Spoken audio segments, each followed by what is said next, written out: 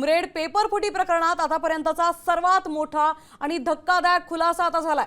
नागपुरातील पेपर फुटी प्रकरणात निवृत्त उपप्राचार्य सतीश खर्चे यांनी बोर्डाच्या नियमांचा भंग केलाय। 2026 मध्ये आलेला पेपर हा 2023-24 ला सेट झाला होता।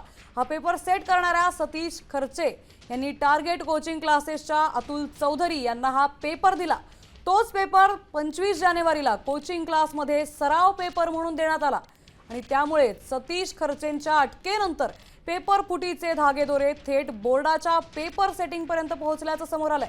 10 मार्च पर्यंत दोन्ही आरोपींना पोलीस कोठडी सुनावण्यात आली आहे। दरम्यान या संदर्भात अधिकची माहिती घेऊयात आमचे प्रतिनिधी पराग ढोबळे यांच्याकडून।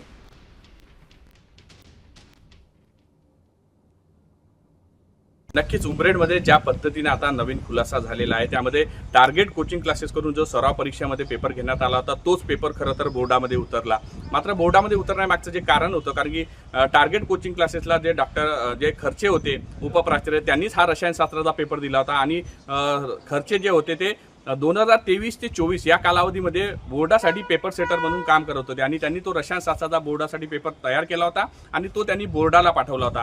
मात्र हाच पेपर त्यांनी जेव्हा आपल्या शिष्याला जो टार्गेट कोचिंग क्लासेस चालवतो अतुल चौधरी याला 2026 मध्ये जानेवारी महिन्यामध्ये सराव परीक्षा घेण्यासाठी दिला होता। खरं तर बोर्डाच्या नियमानुसार हा गोपनीयतेचा भंग आहे। एकदा बोर्डासाठी तयार केलेला कुठलाही पेपर असो तो बोर्डाकडे सोपवल्यानंतर त्याची गोपनीयता राहावी यासाठी सगळं नष्ट करावं लागतात। मात्र इथंच त्यांची चूक झाली आणि त्यांनी त्या गोपनीयतेचा भंग केला।